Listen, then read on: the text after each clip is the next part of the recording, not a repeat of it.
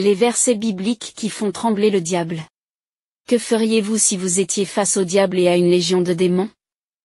Seriez-vous effrayé ou tenteriez-vous de lutter avec vos propres forces? Dans la vidéo d'aujourd'hui, je vais vous préparer à faire face à toute attaque spirituelle en utilisant des versets bibliques que les démons tremblent de peur et ne veulent pas que vous connaissiez. Aucun démon ne tiendra debout après que vous aurez prononcé ces versets de votre bouche. Si vous voulez savoir quels sont ces versets, je vous invite à regarder cette vidéo jusqu'au bout. N'oubliez pas de laisser votre commentaire à la fin. Mais avant de commencer, j'ai quelque chose d'important à vous dire. Malheureusement, des contenus de valeur comme celui-ci ne sont pas mis en avant par l'algorithme de YouTube. Cliquez maintenant sur le bouton like et laissez un tout petit commentaire dès maintenant. Que ce soit un simple merci, c'est tout ce qu'il nous faut. N'oubliez pas de vous abonner à la chaîne si vous ne l'avez pas déjà fait et activez aussi la cloche de notification pour toujours être averti de nos nouvelles vidéos. Que Dieu bénisse chacun et chacune d'entre vous. Mes frères et mes sœurs dans les milieux chrétiens, malheureusement il est très rare qu'on entende parler du diable et de ce qu'il faut faire pour l'empêcher de nuire à notre vie. La vérité est que tout le monde n'est pas prêt à entendre parler du monde spirituel comme il est, car beaucoup ont peur de tout ça et préfèrent ignorer ce sujet. Et c'est pour cette raison spécifique que je vous ai demandé quelle serait votre réaction si vous étiez face à Satan maintenant. La première chose à faire est de connaître notre plus grand adversaire, afin de pouvoir agir et le combattre avec sagesse. Après tout, personne n'entre dans une bataille sans savoir qui il trouvera de l'autre côté, parce qu'il sera sans aucun doute vaincu très facilement. Et une autre chose que vous devez savoir, c'est que les démons ne sont pas aussi puissants que beaucoup de gens le croient. Et la vérité de cette affirmation se trouve dans le chapitre 4 de 1 Jean. Vous, petits enfants, vous êtes de Dieu et vous avez vaincu ces prétendus prophètes, parce que celui qui est en vous est plus grand que celui qui est dans le monde. Regardez ça mes frères et mes sœurs, ce que nous avons en nous est beaucoup plus puissant et beaucoup plus fort que le diable et sa légion de démons. Et qu'avons-nous en nous? Le Saint-Esprit de Dieu. Si nous avons déjà remis notre vie à Jésus, nous avons déjà le Saint-Esprit de Dieu à l'intérieur de nous. Mais cela ne signifie pas non plus que nous devons cesser de rester vigilants. Surtout pas. Les démons peuvent en effet provoquer de grands bouleversements dans la vie des gens, mais à notre grand soulagement, ils ne sont pas invincibles. C'est-à-dire qu'ils peuvent être vaincus et que nous avons l'autorité nécessaire pour les affronter. C'est pourquoi il est si important que vous connaissiez cette autorité que Dieu vous donne pour toujours être préparé au cas où l'occasion se présente. Ces êtres maléfiques agissent dans le monde spirituel et attendent ce moment de faiblesse pour entrer dans nos vies. Mais il y a un autre verset qui nous apporte une grande puissance que le diable ne veut pas que vous découvriez. Lisez ensemble le chapitre 4 de Marc. Soumettez-vous donc à Dieu, mais résistez au diable, et il fuira loin de vous. Regardez comme c'est intéressant. Si vous vous basez sur ce verset, vous avez déjà la clé pour résister au diable et le faire fuir au loin. Et le premier pas est de se soumettre à Dieu. Cela signifie que nous devons mettre de côté notre force, notre intelligence et ne faire que la volonté du Seigneur. C'est une étape très importante pour se protéger des pièges du diable. Et peut-être vous vous demandez, mais comment résister au diable?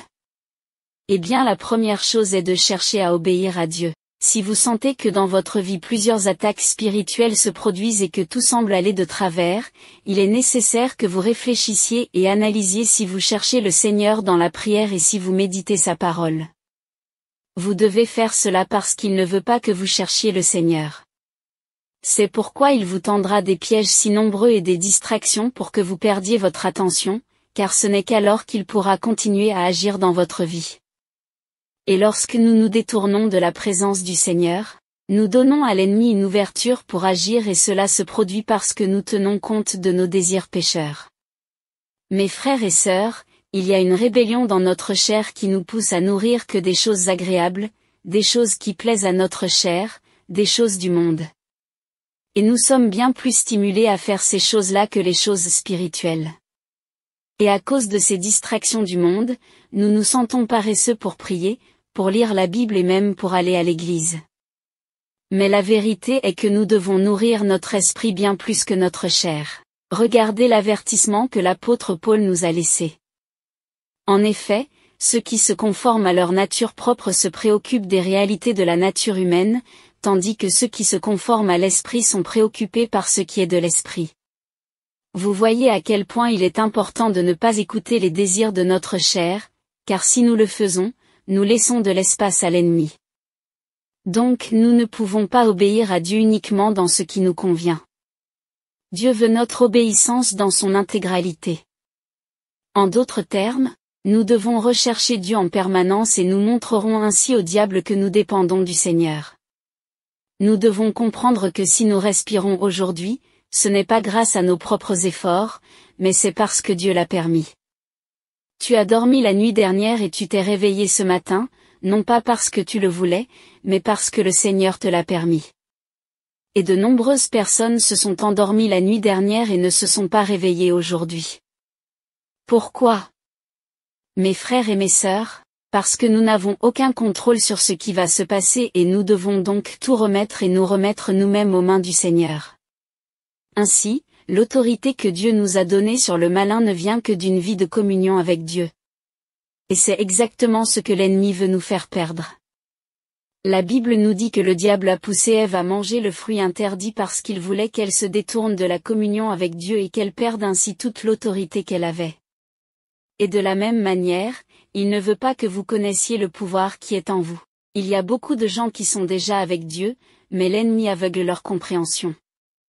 Et il y en a d'autres qui n'ont pas une vie de communion avec Dieu et à cause de cela ils sont facilement manipulés et subissent de grandes conséquences. Il y a une histoire très intéressante dans la Bible qui prouve que le diable et ses démons ne veulent pas que vous connaissiez la véritable puissance d'obéir à Dieu. Dans le livre des Actes, nous voyons que l'apôtre Paul faisait des miracles et qu'un certain groupe de personnes à l'époque voulaient faire la même chose que lui. Cependant, seul Paul était soumis à l'obéissance de Dieu et il avait donc le pouvoir et l'autorité de chasser les démons. Mais ce groupe de personnes ignorait que l'obéissance à Dieu était la clé pour résister au mal. Voyons alors ce qui s'est passé. Ceux qui faisaient cela étaient 7 fils de Schéva, un juif chef des prêtres. L'esprit mauvais leur répondit, « Je connais Jésus et je sais qui est Paul, mais vous, qui êtes-vous » Alors l'homme qui avait l'esprit mauvais en lui se jeta sur eux, les maîtrisa tous et les maltraita de telle sorte qu'ils s'enfuirent de cette maison nus et blessés. Ces personnes ont essayé de chasser des démons sans avoir aucune autorité pour le faire et le mauvais esprit lui-même leur a parlé en disant qu'il connaissait Jésus et Paul parce qu'ils étaient tous les deux des personnes qui étaient dans l'obéissance de Dieu. Et parce que ce groupe n'avait pas cette même obéissance, ils ont eu un gros problème lorsqu'ils se sont trouvés face au mal. Ils ont été battus, on leur a arraché leurs vêtements, ils ont été humiliés et sont restés nus et couverts de blessures. Mes frères et mes sœurs, entrer dans un combat spirituel sans connaissance, sans foi et sans communion avec Dieu, c'est marcher vers la défaite et la honte publique. Nous devons connaître notre ennemi parce qu'à certains moments, nous devrons prendre une décision, utiliser l'autorité de Dieu ou bien nous recroqueviller et le laisser agir à sa guise dans notre vie. J'ai donc décidé de faire cette vidéo pour que vous gardiez dans votre mémoire pour toujours ce verset de Jacques, le verset 7 du chapitre 4. Soumettez-vous donc à Dieu mais résistez au diable et il fuira loin de vous.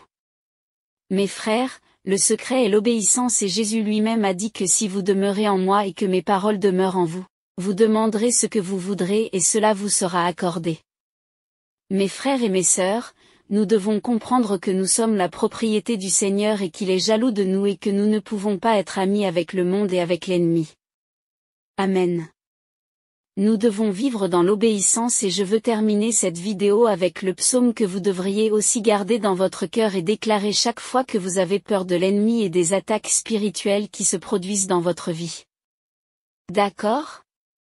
Regardez ce qu'il est dit.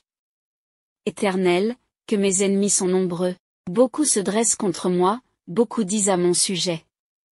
Pas de salut pour lui auprès de Dieu, mais toi Éternel, tu es mon bouclier, tu es ma gloire et tu relèves ma tête. À pleine voix, je crie à l'Éternel et il me répond de sa montagne sainte. Je me couche et je m'endors, je me réveille car l'Éternel est mon soutien. Puissiez-vous aussi faire cette même prière de ce psaume, que vous puissiez croire que Dieu est avec vous, qu'il vous protège, que c'est lui qui vous délivre et alors commencez dès aujourd'hui à rechercher davantage la présence du Seigneur. Amen. N'oubliez pas de partager cette vidéo, de laisser votre like tout de suite et de nous écrire un tout petit commentaire. Que Dieu vous bénisse, je vous attends dans la prochaine vidéo.